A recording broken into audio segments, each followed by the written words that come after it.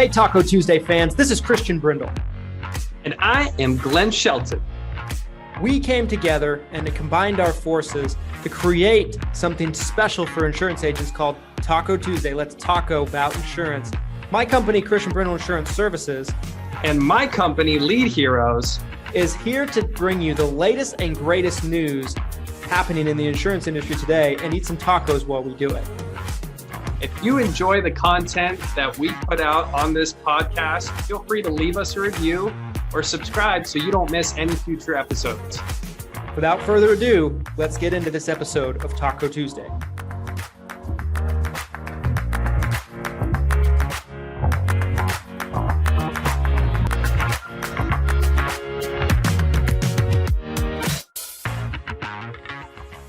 You sit in the office, you know what I mean? Yeah, for sure. All right, I think we are live. What's up, everybody? What's up, guys? Taco freaking Tuesday today.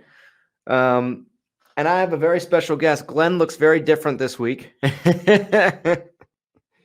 Glenn couldn't join us today, but I wanted to introduce a very special guest, somebody that I'm really excited to have on, somebody that has just really kind of taken the industry by storm, you know, and shown a lot of enthusiasm. You know what I mean? Like, I see Johnny on my newsfeed as much as anybody. It seems like either Facebook's showing me everything you post, or I'm just seeing a lot of stuff, you know. And so we're just in each other's algorithm, man.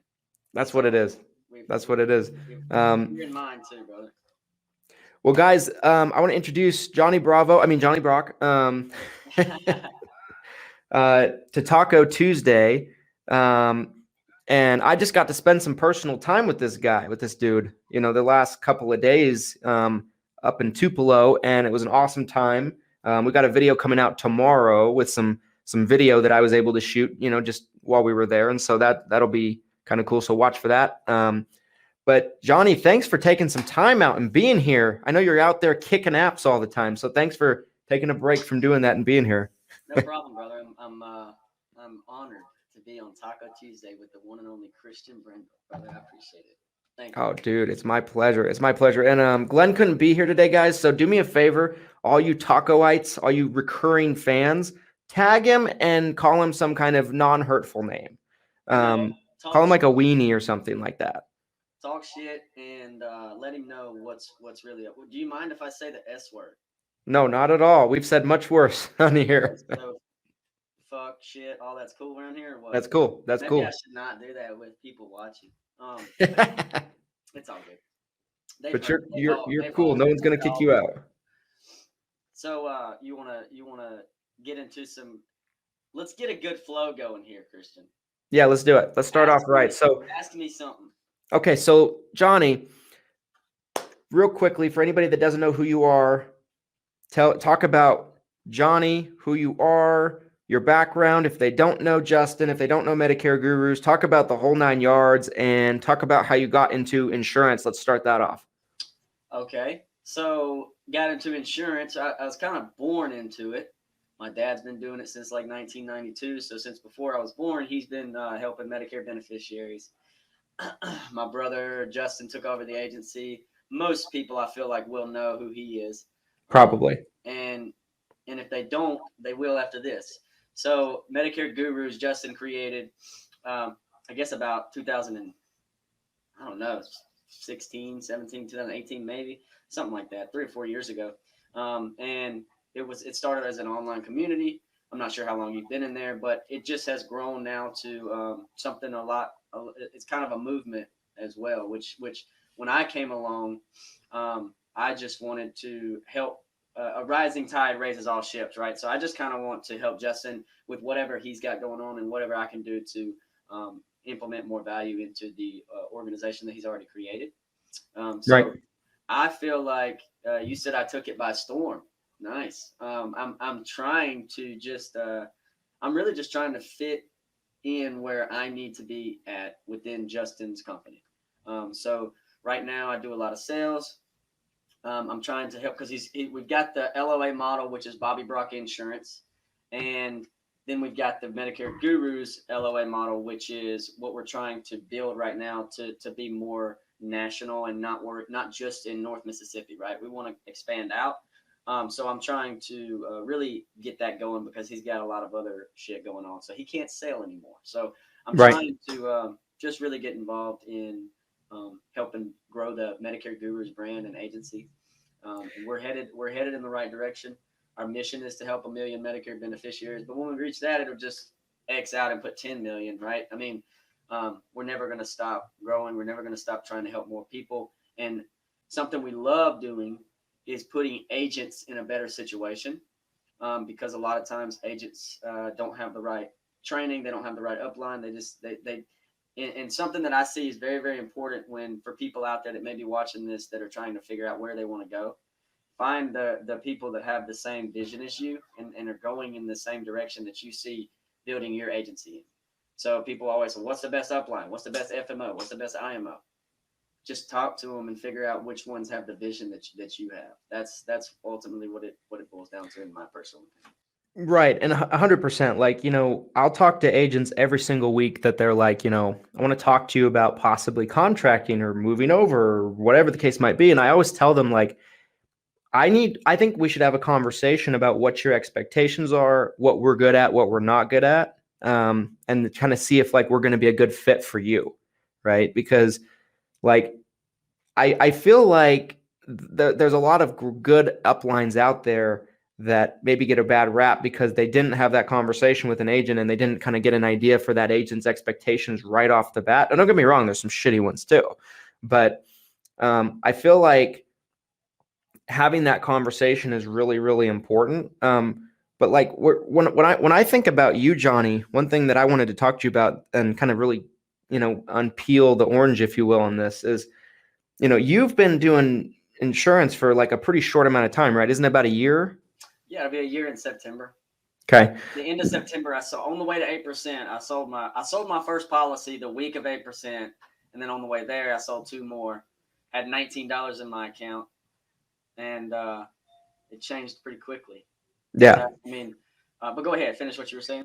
Yeah, I mean, you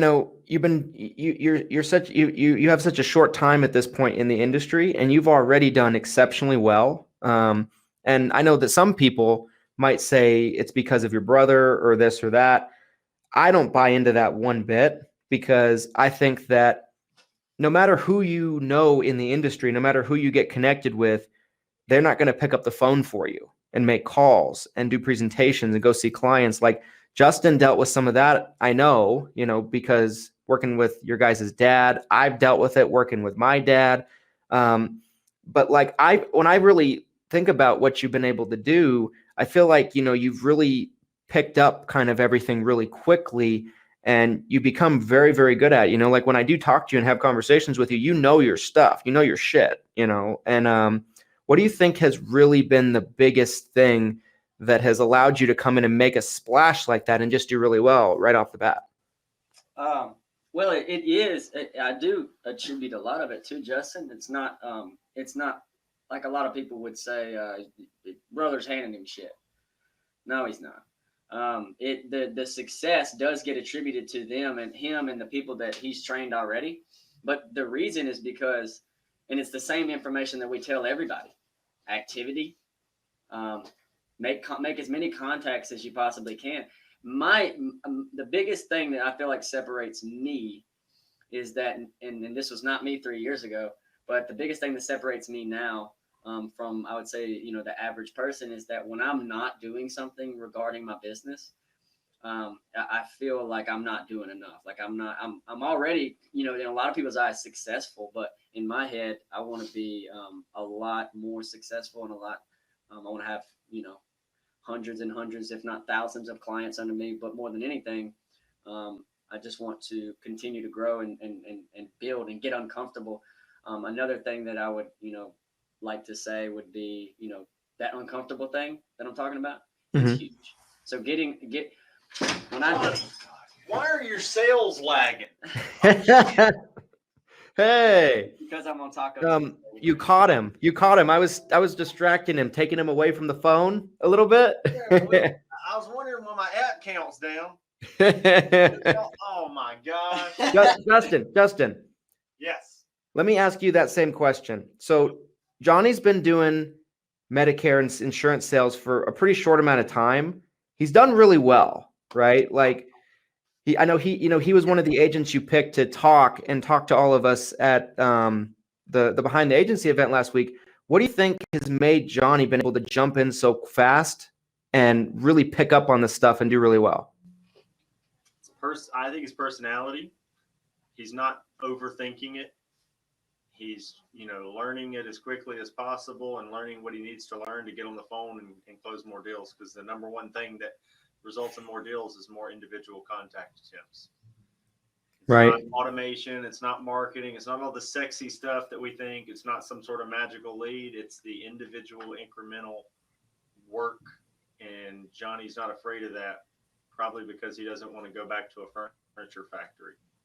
It's a big part of it. I Right. don't like kitchens either. So I'll let you guys get back to it. Love you, Christian. Thanks, Justin.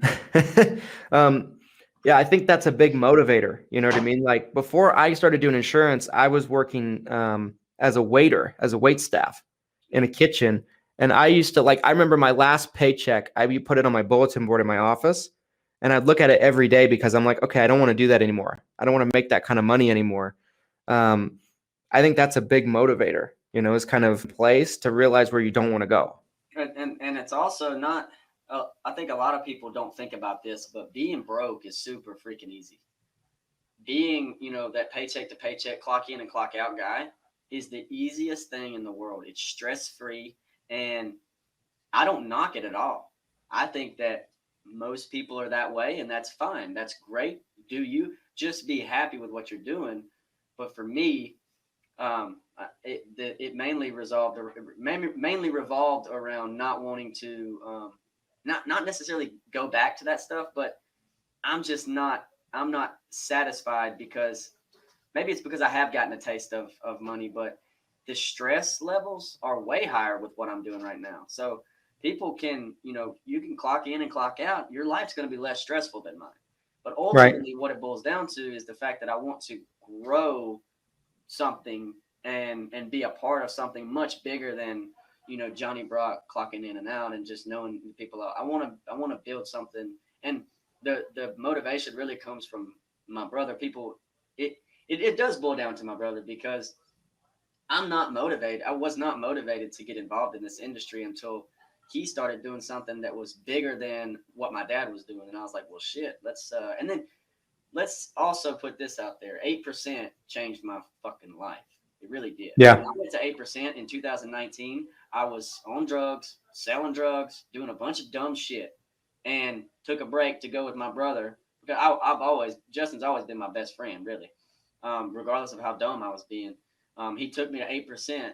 He didn't know that it was going to change flip a switch in my head. He just did it because he wanted me to. He wanted a little entourage. This was before he started hiring videographers and all these people. So he wanted me and Steven to go with him. And I held the camera for him, did a terrible job. And I mean, that really, it changed everything. And what really changed was when I met all these people that were doing bigger things, the Josh Lustigs, the Cody Askins, all those people that are building relationships and networking and growing and building something way bigger than what I was used to. It held me to a certain accountability that most people I don't think ever experience. So when I left there, I had told myself, I was like, all right, I'm going to get involved in, and what I'm going to do is cross-sell his current Medicare book, Home and Auto. Great plan. But I got into Home and Auto in 2020, so 4 or 5 months after 8%, I got my Home and Auto license. Took me a little bit to get my shit together still. But I got my Home and Auto license, started alienating myself away from all those people. And Home and Auto didn't work out. 6 months later, I was still doing it. But when I heard about the Medicare Advantage expansion opportunity in this area, I was like, I mean, it is too much money to pass up. But two, if what they were predicting was a 80-20 flip, 80% med sup in the past, 20% Medicare Advantage, but 80% Medicare Advantage in the near future, 20% med sup. Right. So when I saw that expansion opportunity, I was like, shit, I might as well get in here and learn this. So I got in and almost hit 100 MAPDs that first AEP. I think it was like 88. That's awesome. That's great. I do. I just love it, man. I just want to grow. Getting uncomfortable and continuously grinding and getting better and growing, and that's really what life's about. To be honest with you, I mean, it's the lamest thing you could possibly do to sit in the same spot that you are in for years and years and years. And I did it for years and years and years, and it sucks. But you really have a much more of a purpose when you're doing something, you're getting uncomfortable and growing instead of just going through the motions of life. That's what I did for so many years. It sucked. And I know there's a lot of people still doing that. Yeah. To each their own. Like I said earlier, I don't knock anybody that does. We got to have people like that. But for me and you, we want more. We want to grow and become as great as possible, right? So, any more brain busters for me? Ask me another question. Dude, I got plenty. Hang on a sec. Dude, so I got plenty for you. So I've always, I've always kind of lived my life with the impression that, life doesn't get better by chance, it gets better by change, right? And so for you, it was the change of environment. You kind of touched on it a little bit, but let me kind of shift gears and transition into like who Johnny might have been 2 years ago. Like, who were you 2 years ago in comparison to who you are today? 2 years ago, 2 years ago, I was working actually, I had jobs off and on, man. I mean, it was landscaping this year. It was Applebee's this year. The country club was as a grill cook. In 2019 and 18, that's what I was doing. I mean, I was going 8 months here at a job, 7 months here at a job. That was me. So I was hopping around a lot, just doing whatever. And it wasn't a big deal because those jobs you can get anywhere, right? I mean, getting a job as a cook somewhere is real easy. They're used to people coming and going. I mean, they're recycling them. They're cycling them out left and right. But I was just basically a stoner, and I was going around trying to become a kingpin, I guess. Not wanting I've always had the same drive towards whatever I'm doing. I guess I wanted to take it to the extreme and become, this huge, which sounds so stupid now. I don't even, now that I've been talking about it, I don't like talking about it. I was a dumb loser who was out selling drugs. Maybe we should find all the drug dealers that aren't felons and start showing them how to sell Medicare, because I did, I did take it to the extreme level, and I tried to do things that nobody should try to do. But it's because of the influence that I had around me. The people that were around me, their whole life was in and out of jail, selling drugs. That's what life was about to them. So if you surround yourself with those people, you're going to be like that. And the whole time I knew that I should be doing what I'm doing right now. There was a little bit of a disconnect with me and old Bobby here, Bobby Brock. He didn't trust me to be in the business, and rightfully so. He shouldn't have trusted me to be in the business. But my brother saw the steps that I was taking and the moves that I was making. So behind old Bob's back, we got me a GA contract, and I flipped the script on him and started being a little bit more, had my head on my shoulders a lot better. I don't, do drugs and sell drugs anymore. So I'm not hanging around with people that he doesn't trust. My friends are Justin and Steven and Zach and fucking Jesse and Will. All these people I work with. I don't even hang out with people that I don't work with. I live with people that work with me. So, I mean, now it's, my whole life revolves around Medicare gurus and advancing and persisting and continuing.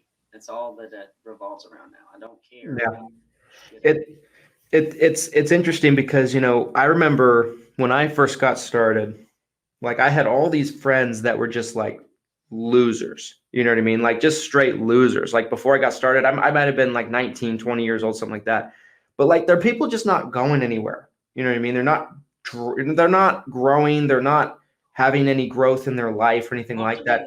Comfortability all day. Right. Day. And it just drags you down, it just drags you down. And then when I got into the business and I really started to really kind of fall in love with it, I really was annoyed being around these people, as horrible as it is to say, you know, like I would not enjoy myself being around those people anymore. I don't You know, surround like, myself with anybody that I used to hang out with ever. If I see them in a bar or something, I'll turn the other way and walk away.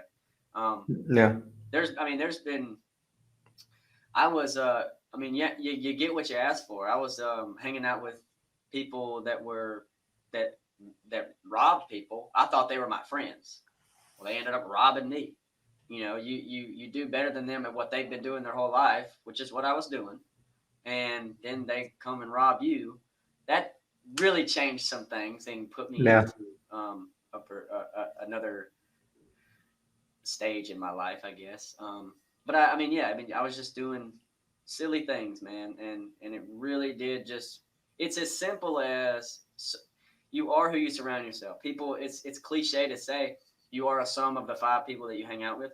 It's the most true thing somebody could say. I am a sum right. of Justin, Steven, Zach, Will, and Jesse. 100%. I am.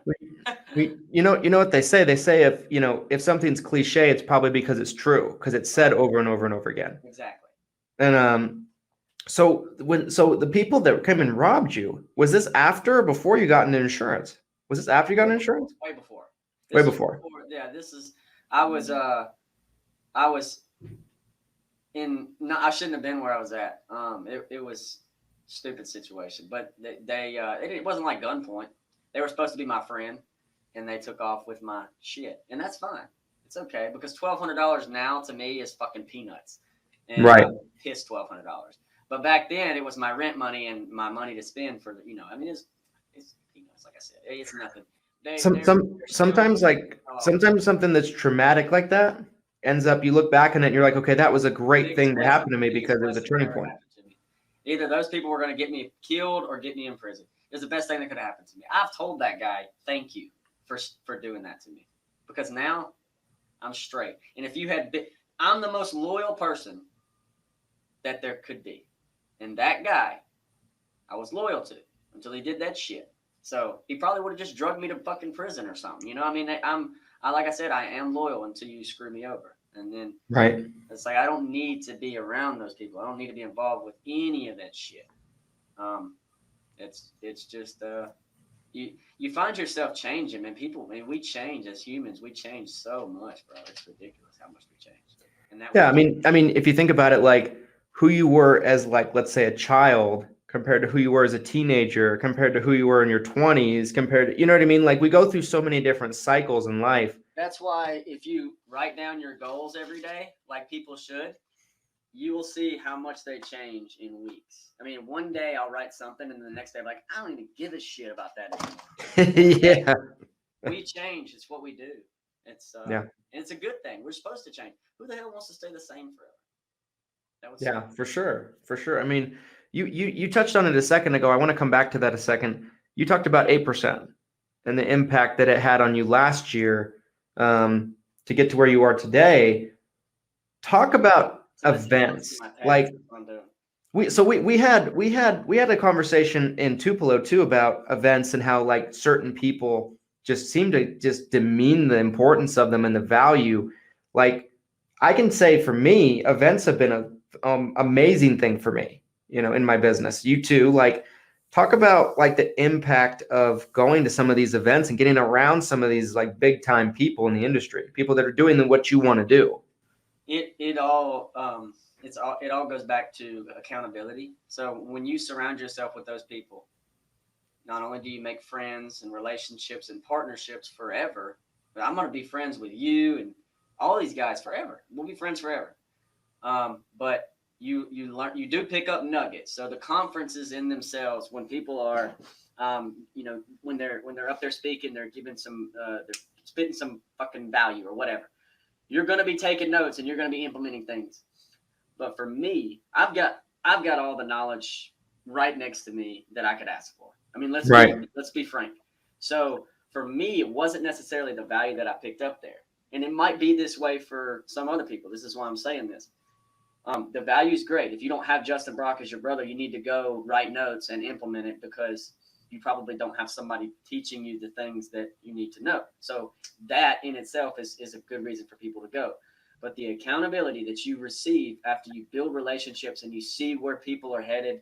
So in 2019, I don't think that I know that Eric Fierro had not done, I'm pretty sure, I could be wrong because I wasn't super involved in the industry, but I don't think he had started a CRM in 2019.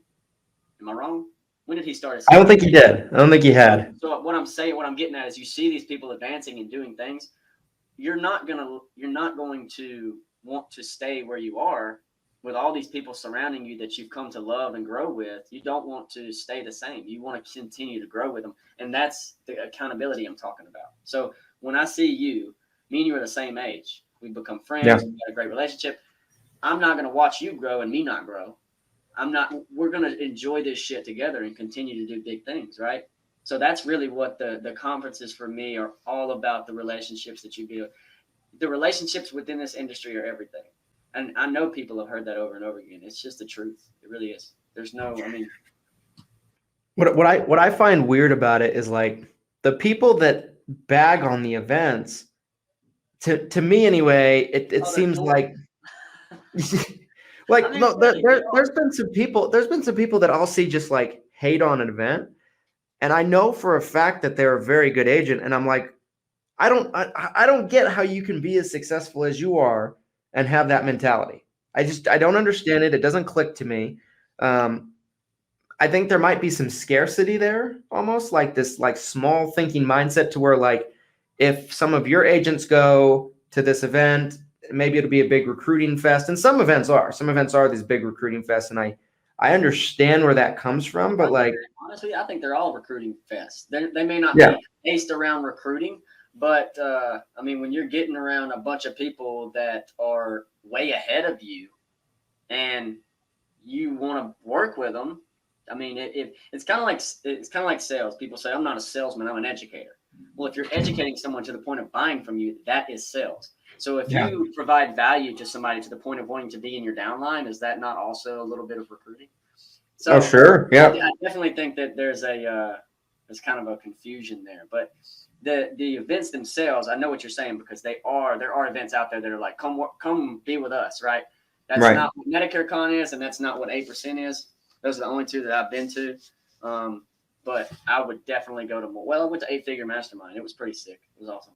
Really Yeah. I remember, I think it was last year when I first bought my ticket to Medicare Con originally, you know, I was having a conversation with my dad about it, right? Because my dad kind of not as involved in the business much these days, but like I was having a conversation with him and about it, and he's like, why do you need to do that? He's like, what are you going to learn? He's like, you write more business than any agent I know.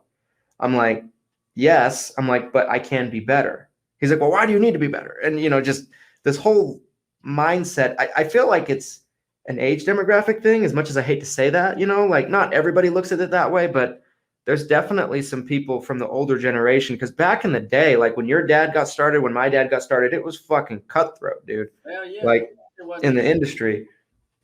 They couldn't even fathom us, right? They couldn't fathom writing 20 policies a week back then. Right. Not Right. that was doable.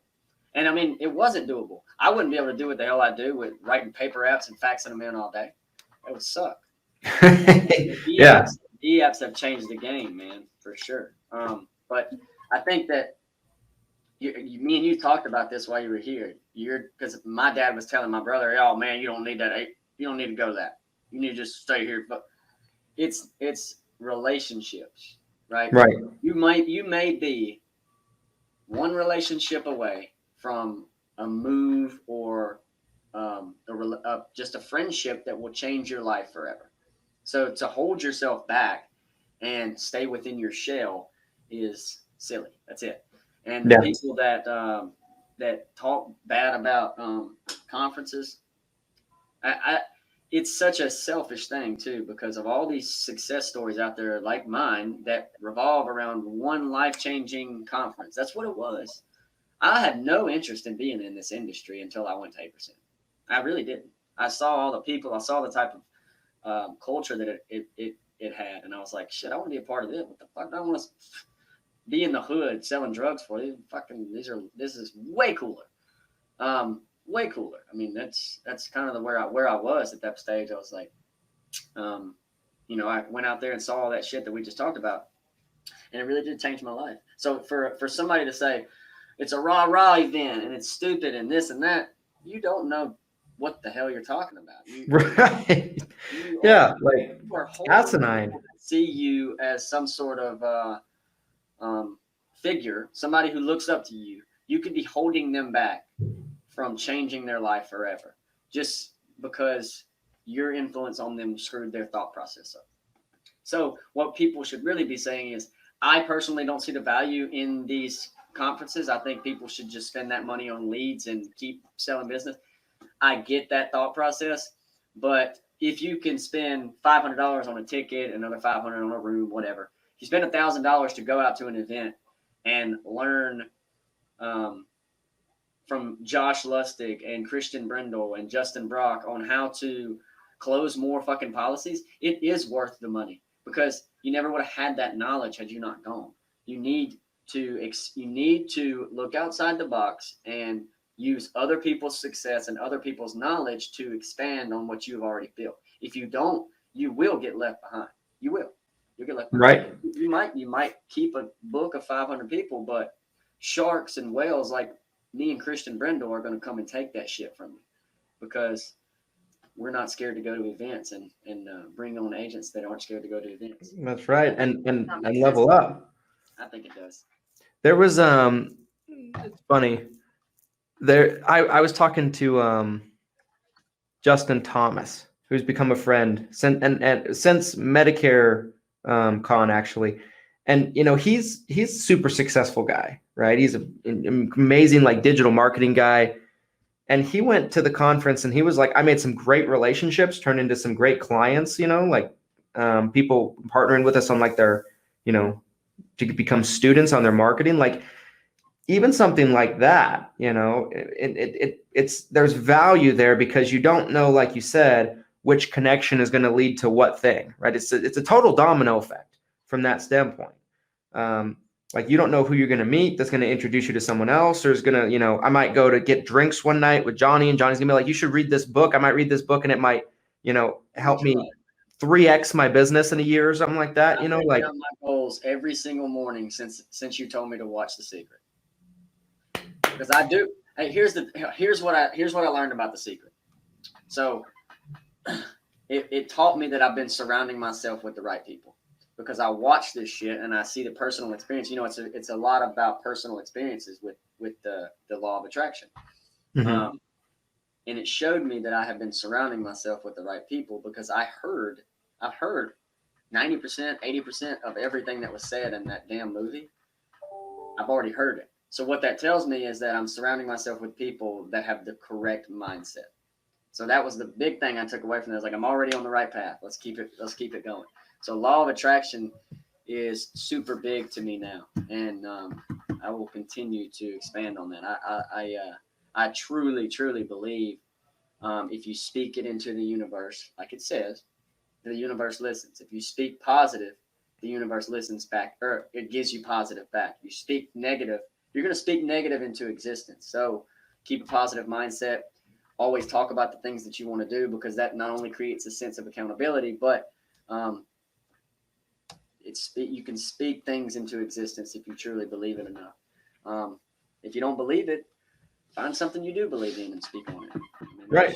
Right. Like 100%. Like a great book that's about the law of attraction, but they don't call it the law of attraction, is Think and Grow Rich.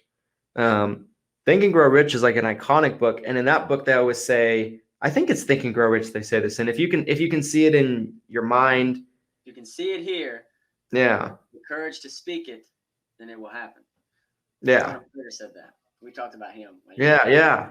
I mean, but I can't remember specifically what Napoleon Hill says in Think and Grow Rich. It's like some really popular quote, but it's something along those lines where it's like, you know, if you can see, if you can, whatever the mind can conceive and believe, it can achieve. That's what it is. It just came back to me.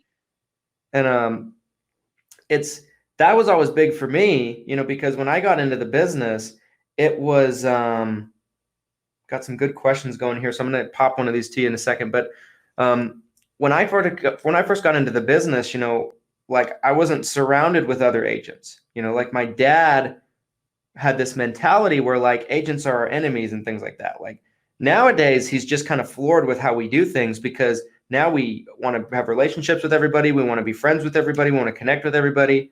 And it's just a different mentality. And it's done a ton for my business personally. It's just having that mentality, not of scarcity, but being positive and not being afraid of everybody, and not having that scarcity mindset.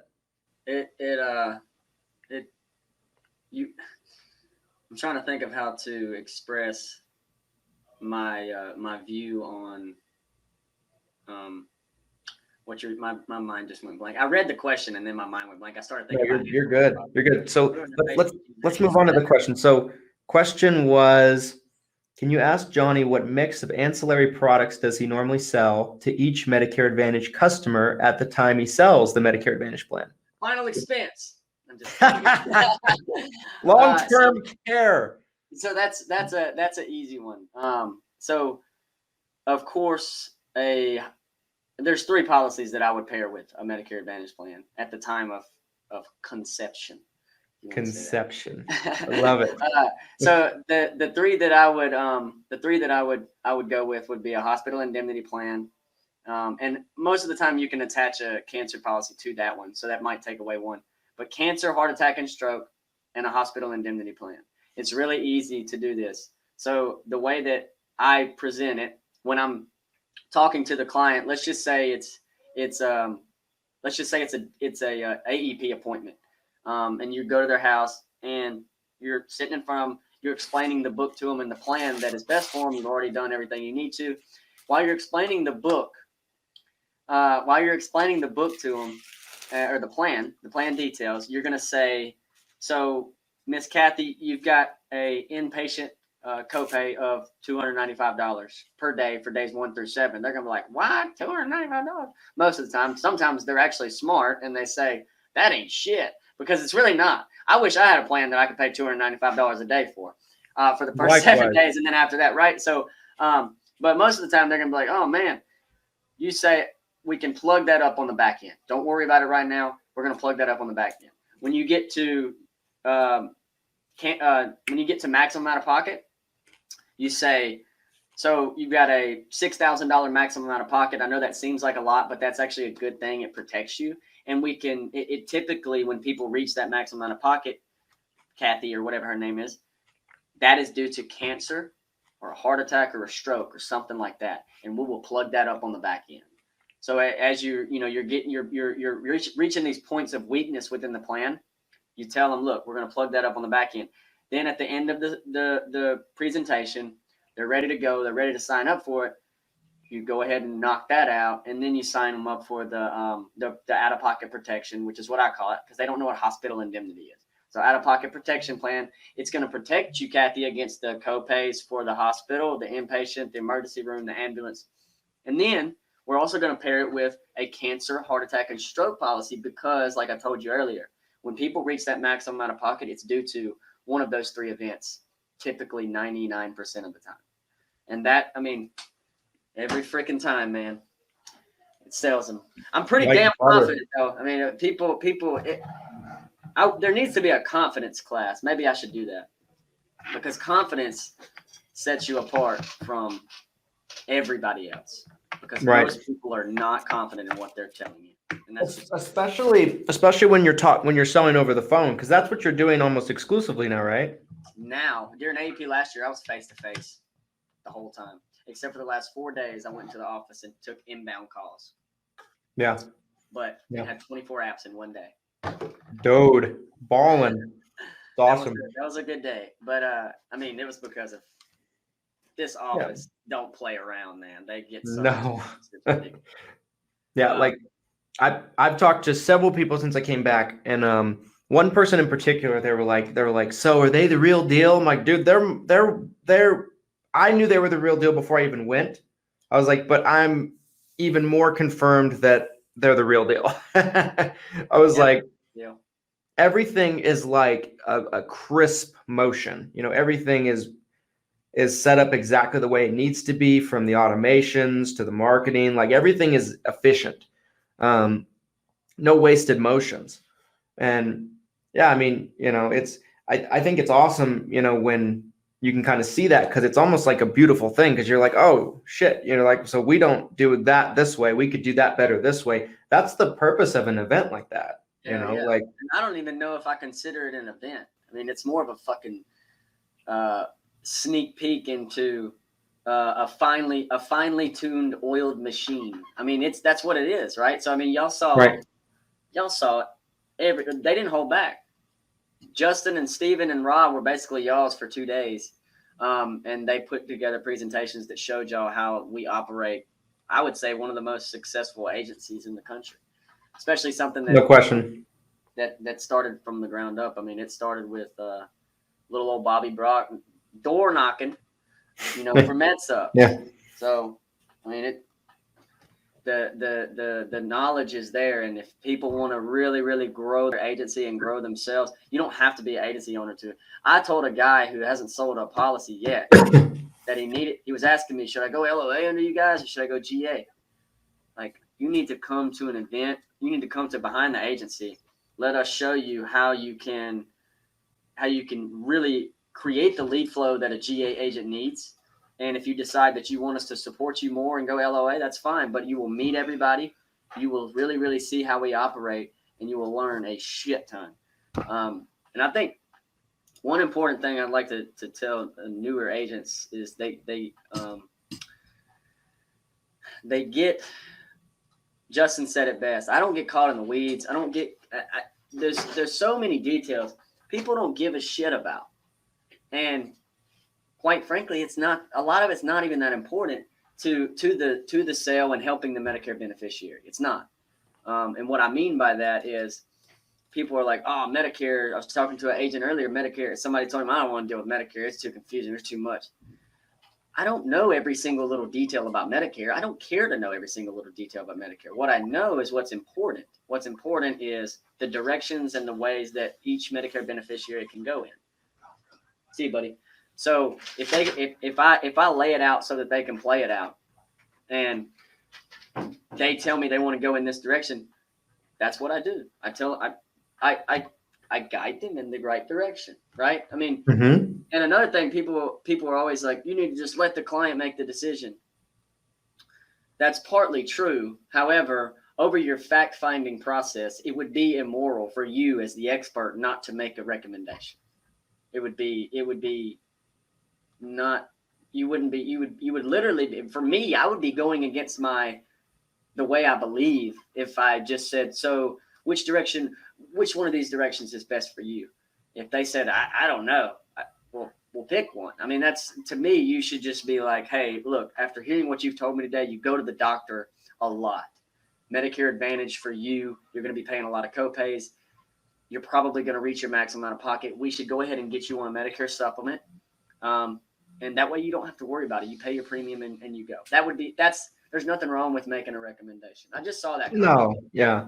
And I agree with that 100%. Like the way that I would look at that is like, if I do, like, let's say I'll do a T chart with a T65 person. Yeah. And I'll do Med Sup on one side, MAPD on the other side. If they're just really gravitating towards one side or the other, I'm going to go with them on that side. But if they're just stumped, they're just like, I'm just lost, I have no freaking idea, then I'm going to take control.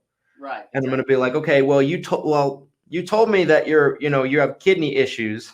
Right. You told me you're on dialysis, Mrs. Johnson, or you take, you're on 4 or 5 inhalers. You definitely need a supplement if you're on dialysis. Yeah, like you told me you're on dialysis, like, let me make this easy for you. You know what I mean? Yeah, for sure. So yeah, I agree with that 100%. Like I feel like agents are kind of afraid to be salespeople. And at the end of the day, you have to be a salesperson. Sales is not a bad thing. It's not a bad word. I mean, a salesperson is. Justin has a video that says sales is not a bad word. That's the title of it. I don't know if you watched it or not. No, seriously? People thinking it's like, I don't want to use insurance agent and I don't want to use sales. Who cares? What matters is how many contacts you make every day. People that aren't selling, if you call enough people, I said this when you were here, if you call enough people and tell them the service that you provide and how you can help them, and you truly believe in what you're doing, it's a law of numbers. It's going to, you're going to find somebody and they're going to be like, damn, this is great. I'm glad this guy called me. I was fucking stressed about this shit. Even if you do it badly.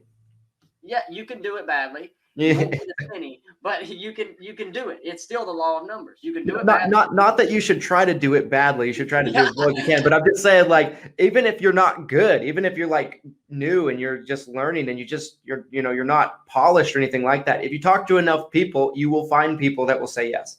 Absolutely, 100%. And I called old age lead earlier. I called like 5 of them. And I sold a policy on the 5th one. Never talked to them before. Old age leads. They're spinning my computer for a fucking year. And I just called them out of the blue because I was bored. I wanted to make some contacts. Sold them a policy.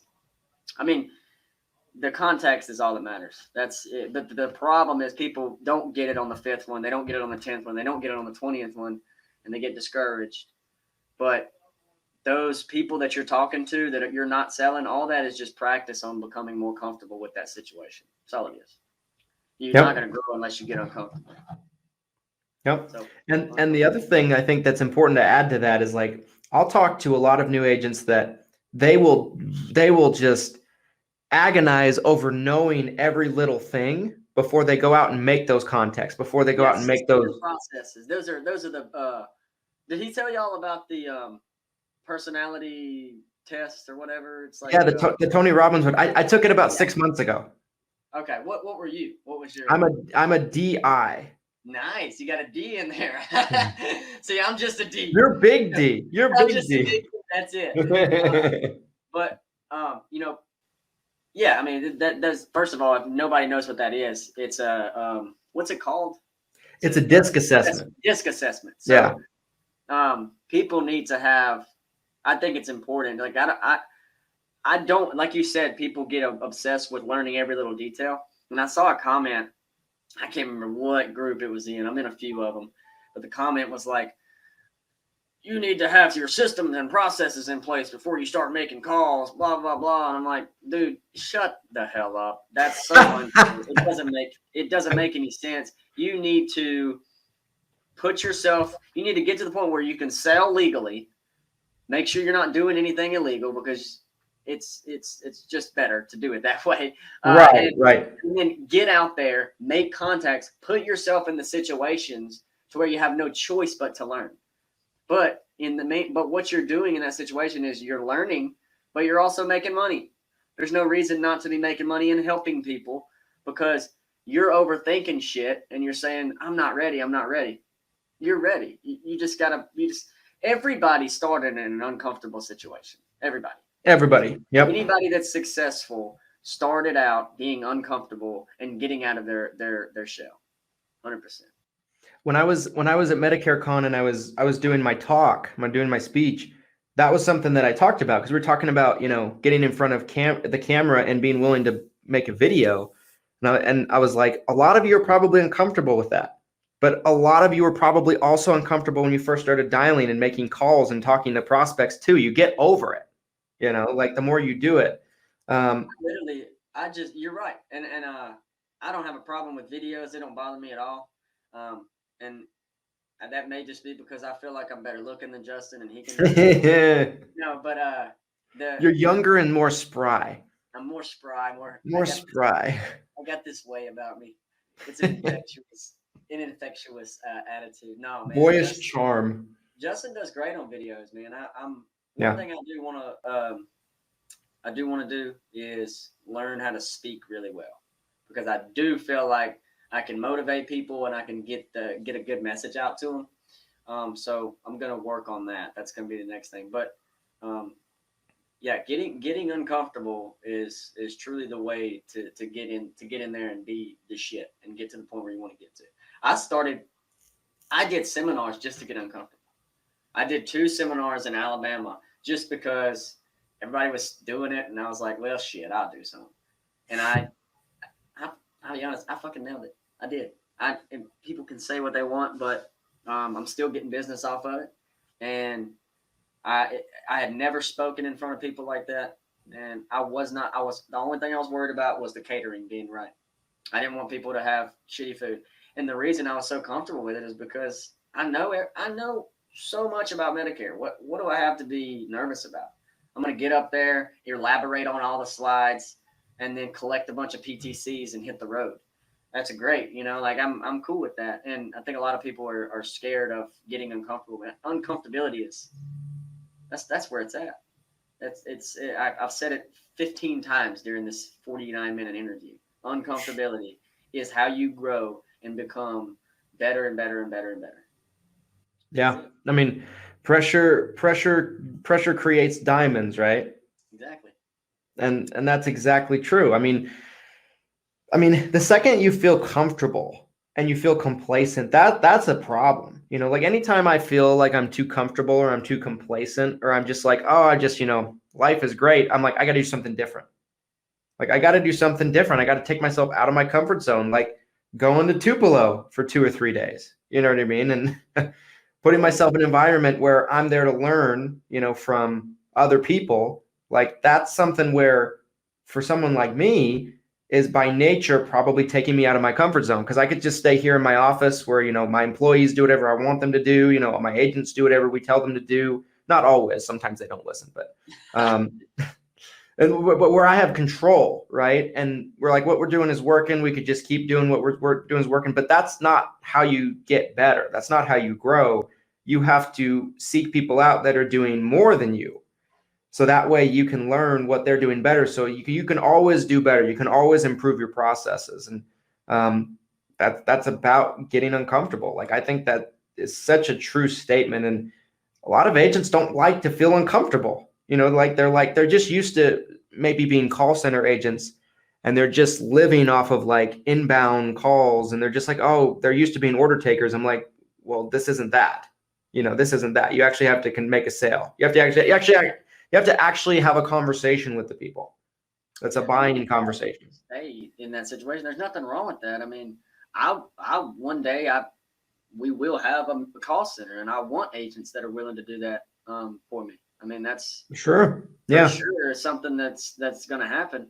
But if you want to scale and grow an agency, you've got to go through some real uncomfortable stages first. But it's our natural it's our natural personality and our natural way of life, or way of approaching things to steer towards the comfortability side. Like, of course we want to be comfortable, but what's real cool is fucking growing and getting uncomfortable. But Ryan Lodi jumps out of planes when he feels too complacent. I mean, people can say what they want, but at the end of the day, the people who are going to the top, they don't stay comfortable.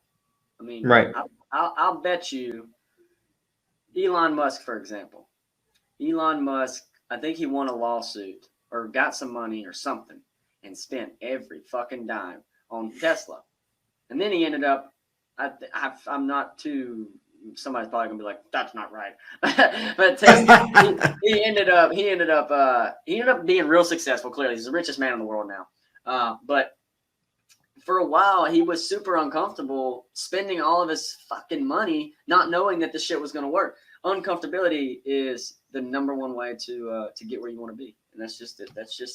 That's it. So Tiffany asked a great question. I'm going to read that question, Johnny. I'm going to let you give your take on it, and then we'll close this puppy out. That's it, because I want to respect your time. So I just started selling Medicare 2 months ago. I'm reading it just so you know, because this goes on podcast version and not everybody can see the video. I just started selling Medicare 2 months ago and had one sale thus far, but can't seem to get out of my own way.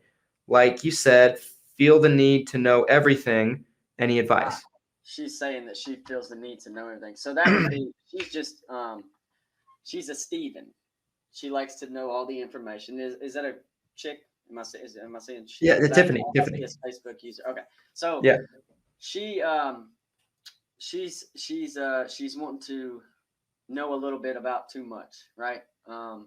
My advice is to pay for a one-on-one session with Johnny Brock. I just kidding. Venmo. She can of course reach out to me via message, and I'll talk to her about it if she wants to. But my advice is, it's a lot easier said than done, because I do feel as though I'm a natural, confident motherfucker. Like I'm very, very confident, and she probably knows. She's been doing this for 2 months. She probably knows more about Medicare than I do. I'm just saying. So don't think about it too much. Find what matters in regards to the client, because what really matters is that you're taking their doctors into account, that you're taking their drugs and prescriptions into account. Doctors and hospitals need to accept the fucking plan if they're going to put them on like a Medicare Advantage plan. But ultimately, if you know A, B, C, and D, top 3 plans of Medicare, and you know how to use software like CSG, Sunfire, you should be able to plug their information in and find out which plan is best for them.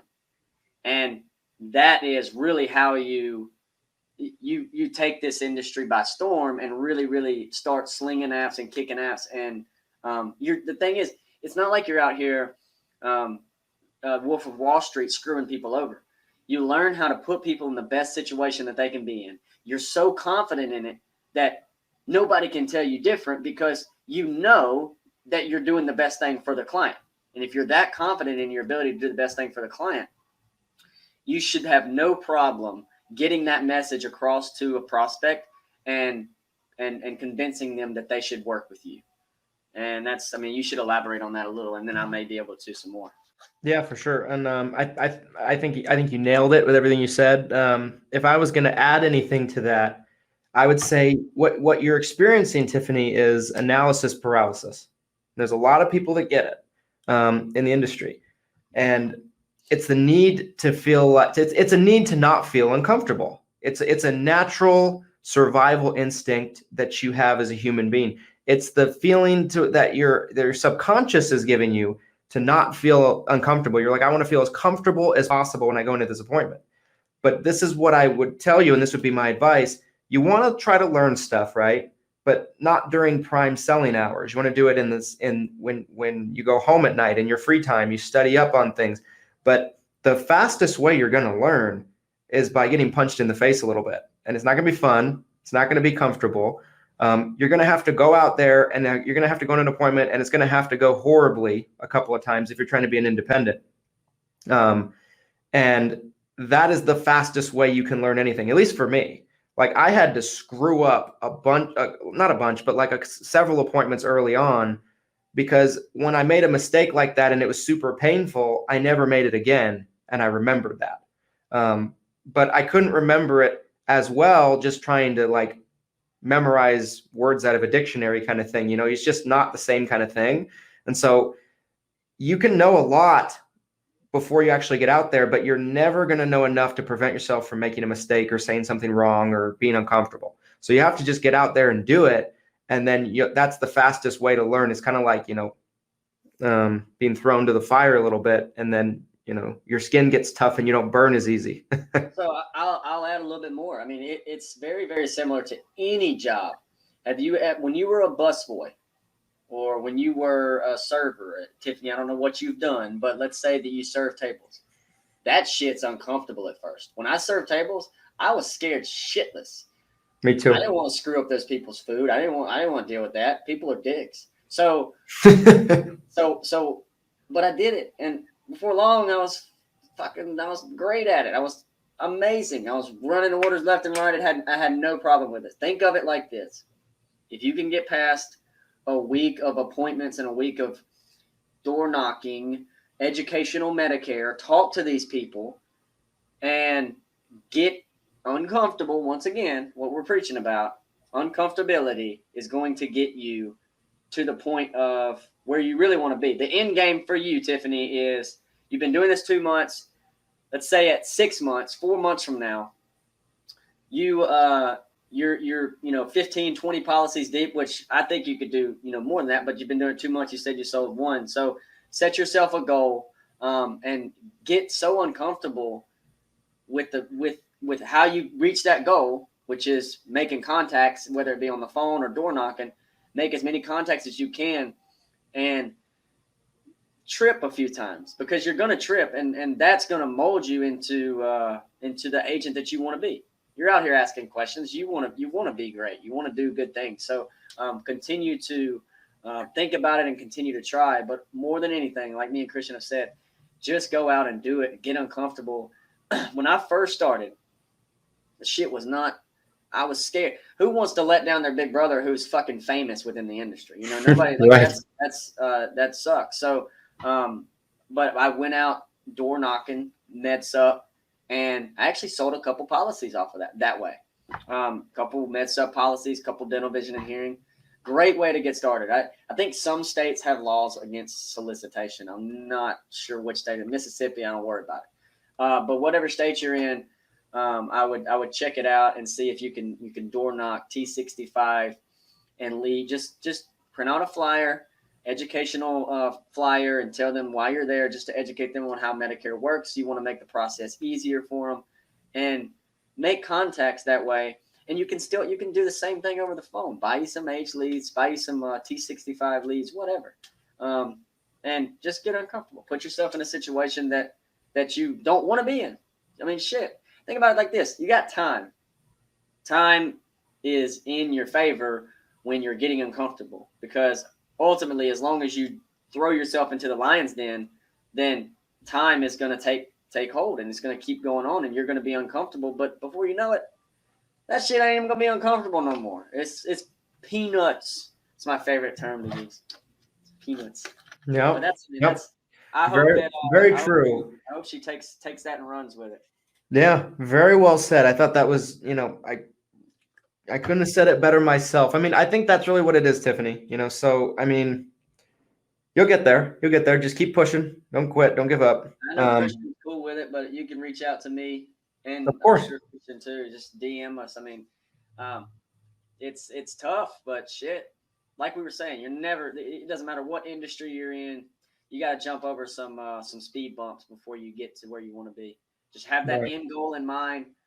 Write it down. I wrote it on a whiteboard. I wrote $75,000 in 6 months beside my bed and hit 80,000. So I mean, if goals.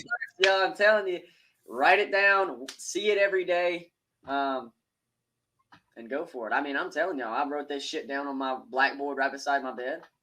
Hit every single one of them before the 6 months was over. I was super stoked about that. So.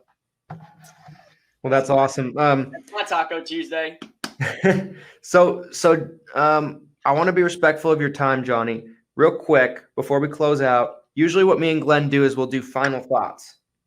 Any last things you want to leave with the audience? But before I do that, I wanted to say, is there anything that you want to plug? Is there anything you want to plug? Kicking Apps merch, whatever? Don't have any Kicking Apps merch right now. Here's what we're doing. We're in the process of getting an actual online store created. So that shit's coming. And then people will be able to get Kicking Apps, whatever they want, whatever kind of merch they want. I would love to see people at Behind the Agency, more people at Behind the Agency, because I just like getting around everybody, but also you're truly, truly going to pick up some fucking gold value out here. And seeing the system that we have and the culture that we have, I think, did it motivate you? Did you go back rejuvenated and ready to fucking rock and roll, or what? Yeah, absolutely. I mean, for me, there's a ton of things that I picked up that are like just little things that we can implement here to make our process more efficient. So I came back, with a ton of, new ideas that I wanted to implement, a ton of things like that. But the main thing I think for me, that stuff is great, but getting around all those people that are doing, I mean, nobody, I don't feel like there was very few, I don't think everyone in that room is in the group. So I feel comfortable saying this, but almost everybody in that room was a killer, was a heavy hitter. Almost. There's a couple people that maybe, were, there was one guy that that wasn't even in Medicare. He was annuities.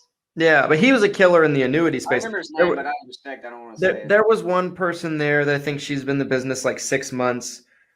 Maybe she shouldn't have been there. I don't know. Not what? Did I Second? Did you say the name? No, no. Okay, I I said mean, it. Beep it out. you know, I don't know how long. I don't know how long she's.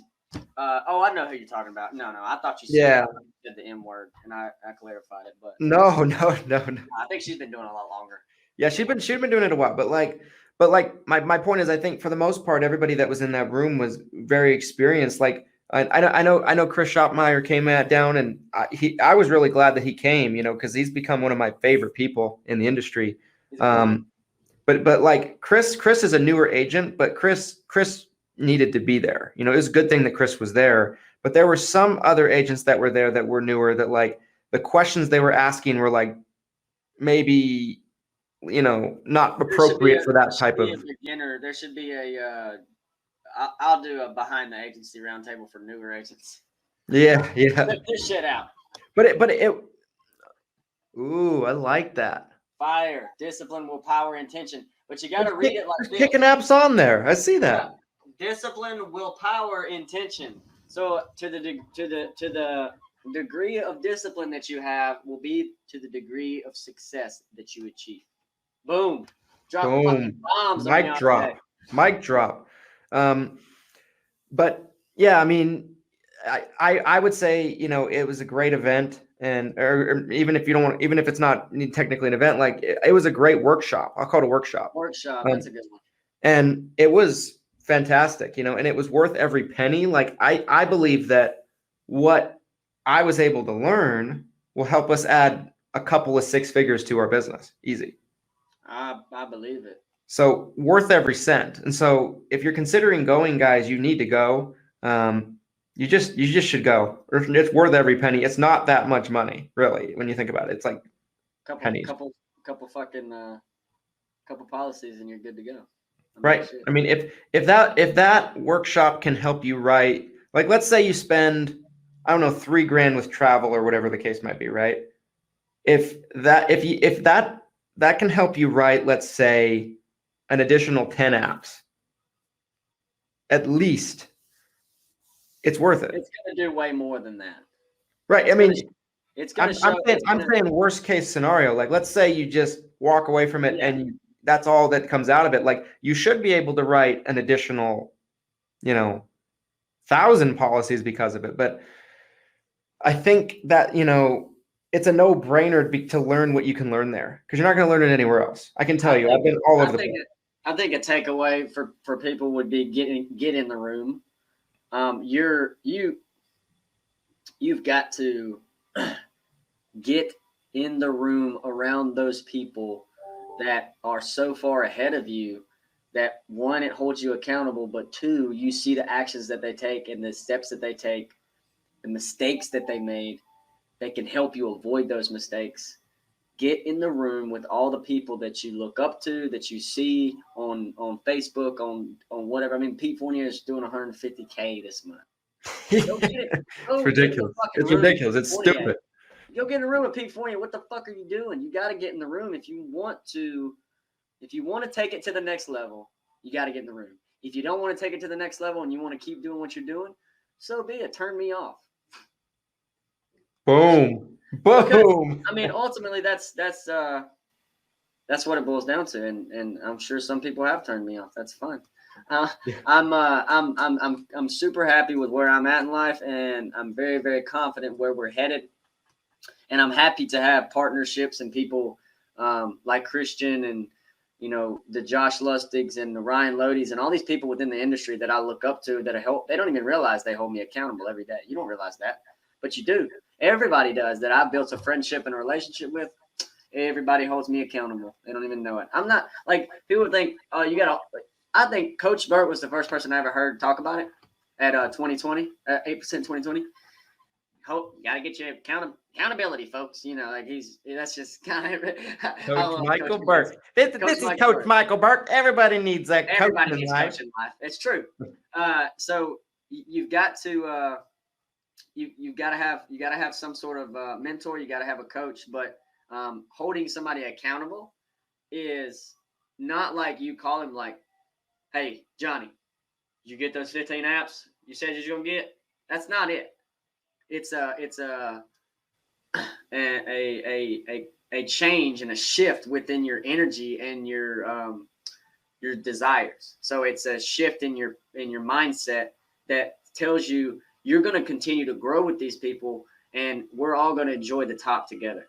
I want Christian Brindle and me and Justin to be on a fucking yacht one day while our agency's still making us our millions back home. But, we're not going to get there by staying comfortable, are we? We're going to continue to get uncomfortable and grow and put ourselves in situations that our body doesn't really want to be in, but our mind does, because we held ourselves accountable and we changed our mindset. I love it. And it's true, guys. I mean, you're building a business here. You're not working a job. For most of you. Most of you that are watching are independents that are trying to grow agencies, your agency owners. You're not working a job. You got to get out of that job mindset, that employee mindset. You got to get in the mindset that, like, okay, this is my business and it's fucking sink or swim. And yeah, guys, I mean, getting uncomfortable is what you're going to have to do. There's no way around it. Either you put yourself in uncomfortable situations where you're going to grow, you're going to learn, you're going to move up, you're going to level up, or you're not, and you're either going to stay where you are and just get by, or you're not going to make it all together. So yeah, guys, I mean, if I had any takeaway from this episode, it's that. It's just get comfortable with being uncomfortable and make sure that your mindset is where it needs to be. You need to be laser focused on the right things. Like, look at what it's done for Johnny. Johnny went from a place to where, he prisoner death. That was where I was headed. Go ahead. Continue. Yeah. I mean, and now you're at a place, where you have great momentum.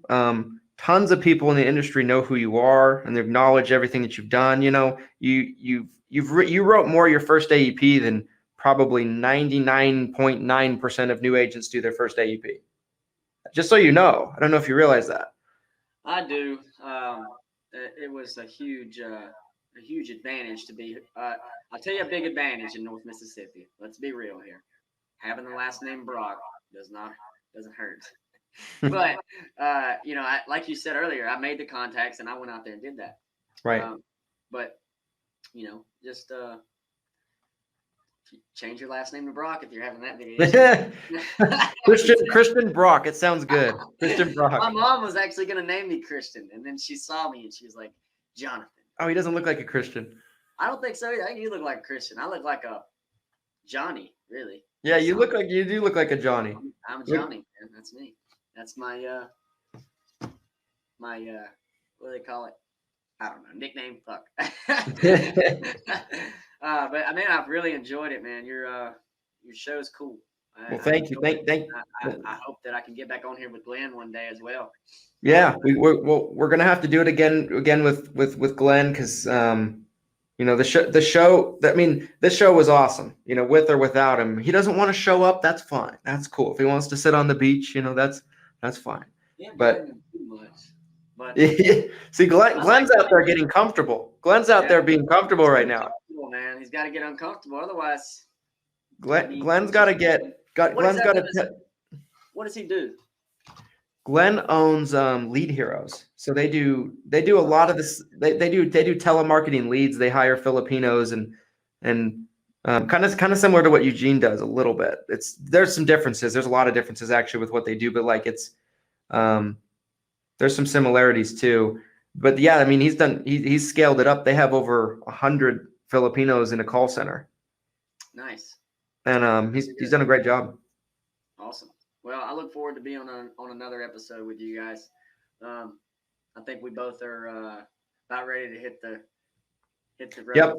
We'll close it out. Guys, thanks so much for tuning in, watching. If you're watching the replay on YouTube, you know what to do. Like, comment, subscribe, hit the notification bell so you're notified when we upload. If you're watching this on the podcast platforms, do us a favor, leave us a 5-star, because it helps us reach more beautiful people just like you. And we'll be back next Tuesday. Adios, everybody. Peace.